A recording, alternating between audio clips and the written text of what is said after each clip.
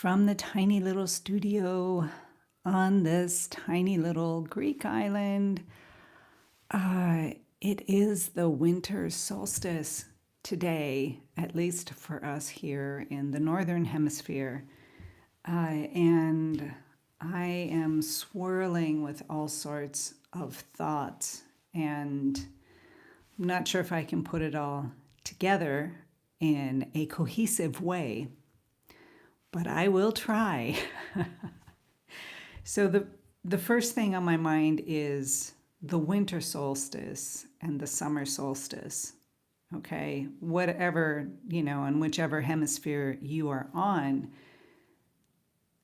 it happens at the same time. Every 6 months, there's the winter solstice and the summer solstice. And for us up here in the northern hemisphere, it means today the end of the exhale and the beginning of the inhale. And the summer solstice would be, represents in this context, the end of the inhale of light. And then on the next day, when we move towards the winter solstice, we are beginning the exhale and the lessening of the light on the planet. Oh boy. There is a balance between the two, isn't there? It's the same. It's a full inhale, it's a full exhale, and there is a balance. Trying to take that seed of an idea, we come to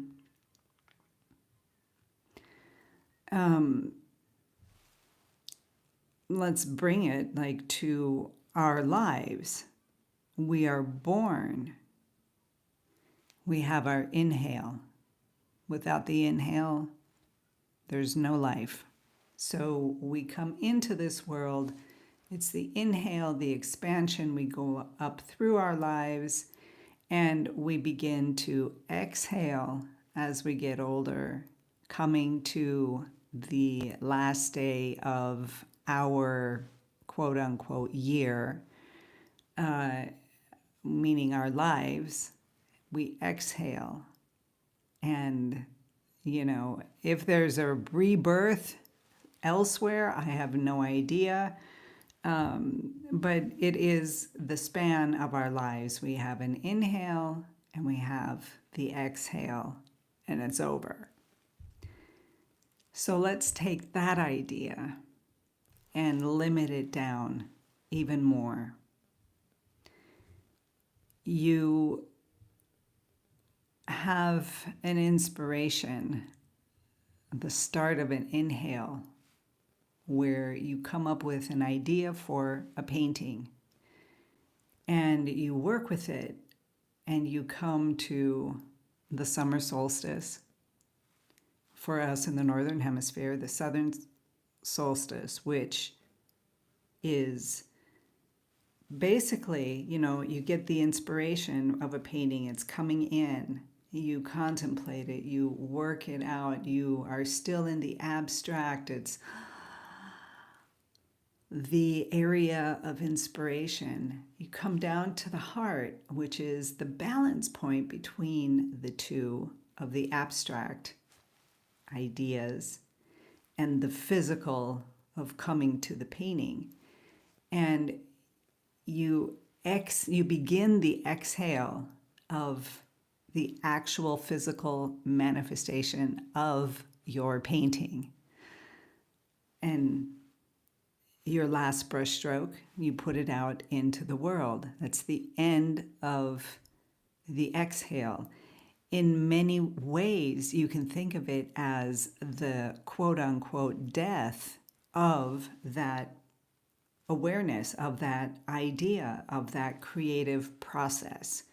The idea came in, you worked with it, you pulled your own human energy into it, you sat at the easel, you painted the painting, and you exhale it out into the world. There is a death of that process so that you're able to bring in a new inspiration and idea for another painting or for, for whatever. This works for everything, everything, everything, everything. It's kind of wild. Okay. So that's kind of the process of our lives on, a more contextual sense, right? The process of this manifestation of the abstract, an idea, oh, I want to clean the kitchen, I want to wash the dishes. It's still an abstract thought because you haven't actually grabbed the dish and started washing it, and then you wash the dishes and you're done. It's the death of the idea. It's your death. It's the end of the exhale. And then you move on to another one. Can you see the pattern? It's with everything that we do, everything. Me coming into the studio this morning, me writing down these thoughts, the idea coming into the reality, right, of turning on my camera, setting up my microphone, and now in the process of manifesting this idea. And then I will turn the camera off and it will be done. There will be the death of this idea. That's, gosh, in a spiritual kind of way, very encouraging for me, because I like to have, as a human being, I want to have an answer. I want to know. Which we cannot ever know, like what happens after death. Without going on a side path, but watching people talk about near-death experiences, what happens.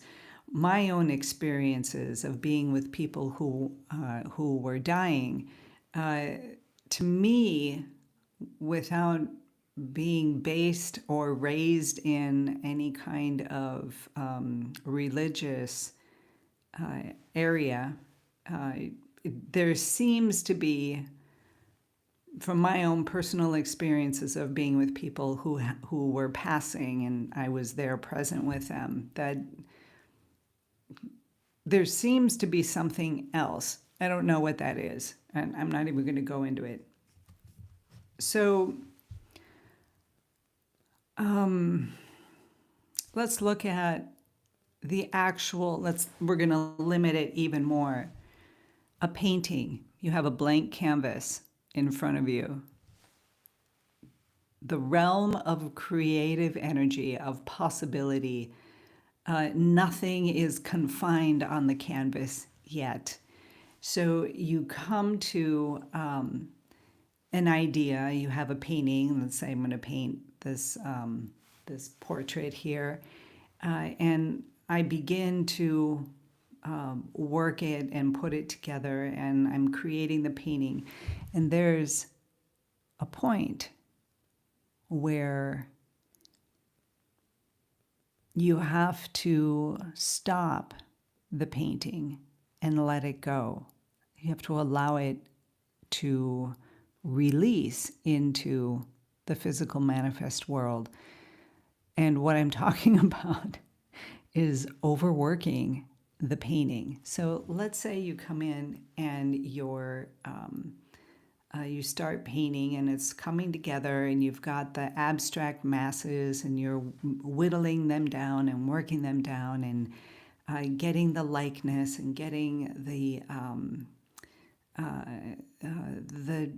depth, the form. You're putting all of that together just fine.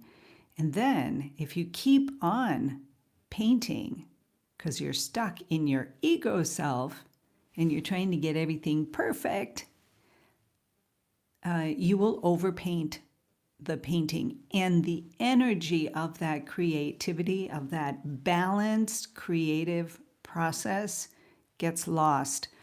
And you cannot find it anymore in the expression of the painting when you overpaint. It's worked out. It's too much. It's too much grasping onto the idea of that painting. It's your ego coming in and taking over and trying too hard, and everything gets lost. So, thinking about Charles Dickens, I was thinking about Charles Dickens this morning and the Christmas Carol, right? The story with Ebenezer Scrooge. And I don't know, I'm 60 years old, and I think it just first dawned on me that this story is the story of the creative human process, the process of the balance between the inhale and the exhale, the process of the balance between, the growing of the light on the earth, of the winter solstice to the summer solstice, and then from the summer solstice to the winter solstice, the diminishment of the light, the sunlight, the seasons change, all these things happen because of that. But there is a balance between the two. So, looking at a painting, when the ego comes in and we latch on to trying to get everything perfect and everything right, and we lose that sense of creativity, we lose that, we just shut it off. So in our lives, when I was imagining Charles Dickens sitting with his pen and his little jar or cup of ink, whatever he had it in, and sitting down and writing out the story. Let's say that he overwrote the story. Too many details, too much superfluous, I can't remember if that's the right word, information, just too much. What would be the impact of that story?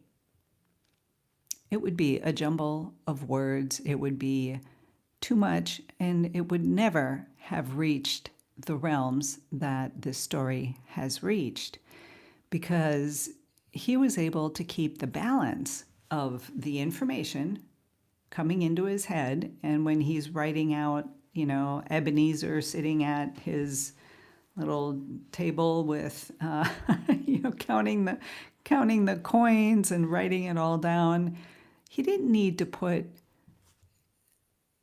all the infinite amount of details in there to overload it. He only needed a few of the right details for the person reading the story to get the image, to create their own image in their mind. In the same way, when you come to your painting, you need to choose your brushstrokes. You need to choose how much information you're going to put on that canvas. Is it going to be highly detailed and overloaded? And if it is, the painting will lose its effect. Look at my little portrait up there, right? It has very little high detail in it. get it up closer to you for you. So, you can kind of see there's some detail in the eye and a few of the hard edges, but much of it is quite abstract. It's left alone. And if I had come in,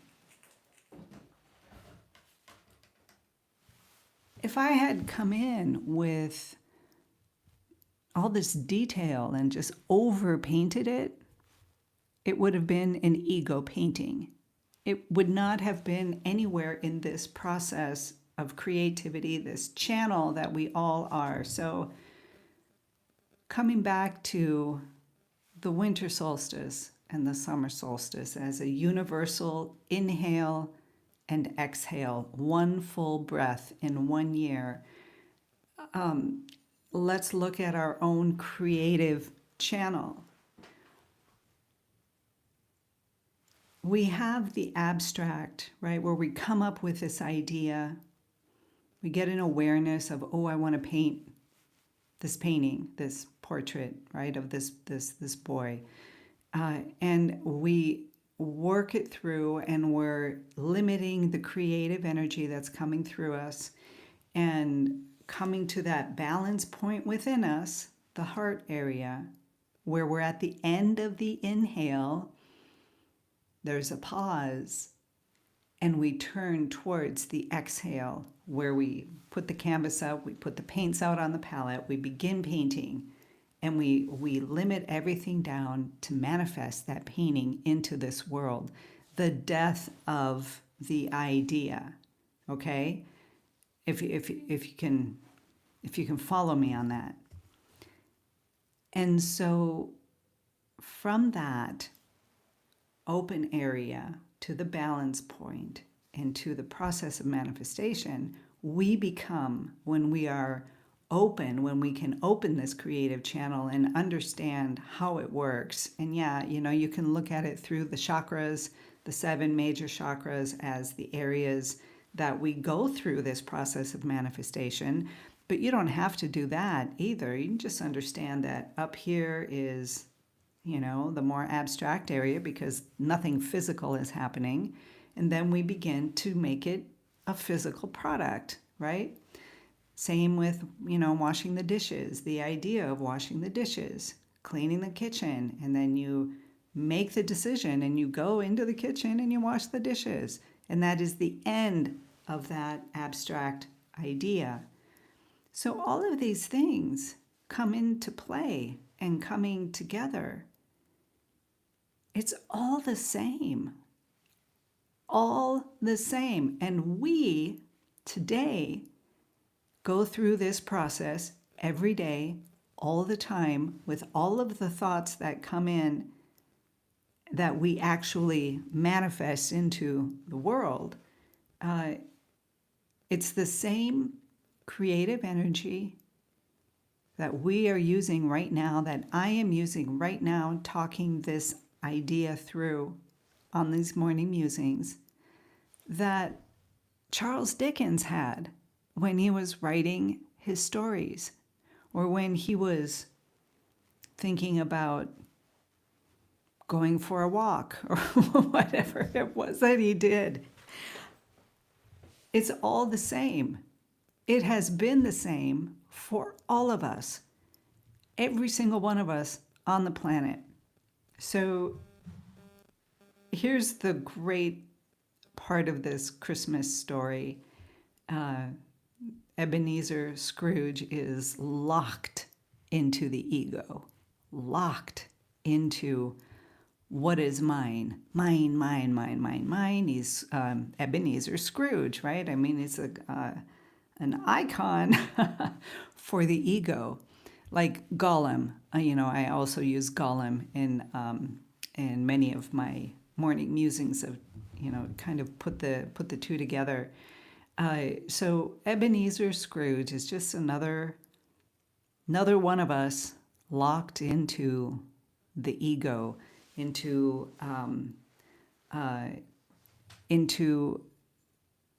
overworking the painting, into grasping and trying to